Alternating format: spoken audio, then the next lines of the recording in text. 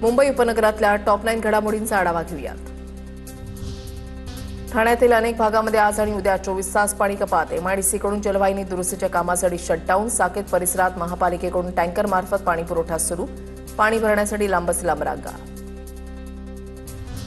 म्हाडाच्या घरांसाठी आतापर्यंत 60,556 अर्ज, यातील 41,090 अर्ज अनामत रकमेसह प्राप्त झाल्याची माहिती।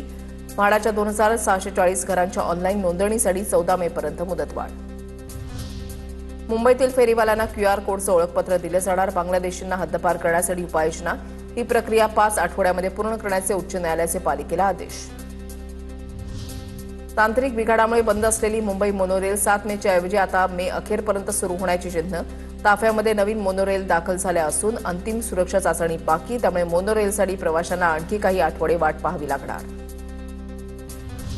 मुंबईला उष्णतेचा येलो अलर्ट। 9 मेपर्यंत उकाडा कायम राहणार। मुंबईसह ठाणे, रायगड आणि कोकण किनारपट्टीवर उष्णतेच्या लाटेचा इशारा।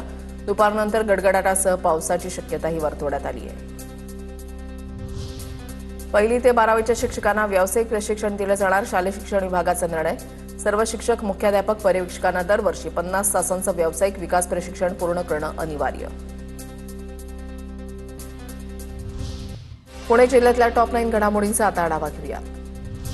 पुणे मुंबई मिसिंग लिंकवरील संतापजनक रील व्हायरल। मिसिंग लिंकवरील 180 फूट उंचीच्या पुलाचं काम सुरू। पुलाच्या वरच्या टोकावर क्रेनमध्ये बसून एका कामगारानं रील बनवलं। क्रेनच्या ट्रॉलीमध्ये 4 ते 5 जण काम करत असल्याचं समोर। पिंपरीमध्ये डिलिव्हरी आणि कुरिअर बॉय म्हणून काम करणाऱ्या कर्मचाऱ्यांकडून 9 पिस्तूल जप्त। 4 आरोपींना अटक। आरोपींकडून 8 लाखांचा शस्त्रसाठा जप्त। कारवाईमध्ये 46 जिवंत काडतूसह 5 मॅगझिन जप्त। पुणे पर्वती अत्याचार प्रकरणामधील पीडितेच्या शरीरावर जखमा आढळल्या। नराधम आजोबानं 9 वर्षाच्या नातीवर अत्याचाराचा प्रयत्न केला होता। नराधम आजोबा सध्या पोलीस कोठडीत। पुण्याच्या थेऊरमध्ये 6 वर्षाच्या चिमुकलीवर अत्याचाराचा प्रयत्न। शेजारी राहणाऱ्या 42 वर्षाच्या गणी चालकाचं कृत्य। घटनेनंतर परिसरातील नागरिकांकडून संताप व्यक्त। आरोपीच्या विरोधात पोलिसात गुन्हा दाखल।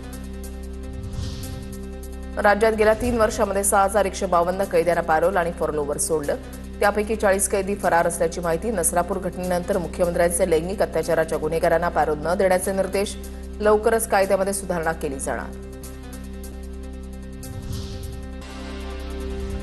पुण्यात अत्याचाराच्या घटनांमध्ये वाढ। रोज एक अत्याचार। 2025 पासूनच्या आकडेवारीनुसार रोज एका गुन्ह्याची नोंद। 2025 मध्ये अत्याचाराचे 219 गुन्हे दाखल असल्याची माहिती। तर 2026च्या पहिल्या 3 महिन्यातच 66 गुन्हे नोंदवले गेलेत। भोरच्या पद्मावती नगरमधील प्रलंबित रस्ता भिंतीच्या कामासाठी नागरिकांचा मोर्चा। राजकीय कारणास्तव कामाला मिळालेली स्थगिती उठून रहिवाशांची पुरापासून सुटका करण्याची मागणी। नागरिकांच्या वतीनं नगर परिषदेला मागण्यांचं निवेदन देण्यात आलं। पुणे जिल्ह्यामध्ये जनगणना 2027 प्रक्रियेला वेग। आतापर्यंत 66,193 नागरिकांची ऑनलाईन स्वगणना पूर्ण। स्वनोंदणीसाठी 15 मेपर्यंत मुदत असून 16 मेपासून प्रगणक प्रत्यक्ष घरभेटी देणार। जिल्हाधिकाऱ्यांचं नागरिकांना या प्रक्रियेमध्ये सहभागी होण्याचं आवाहन। पुणे आणि दक्षिण मध्य महाराष्ट्रामध्ये पुढील 2 दिवस पावसाचा येलो अलर्ट। गेल्या काही दिवसांमध्ये तापमान 40 अंशांवरून खाली आल्यानं उष्णतेपासून दिलासा। आता विजांच्या कडकडाटासह पावसाची शक्यता हवामान खात्यानं वर्तवली आहे।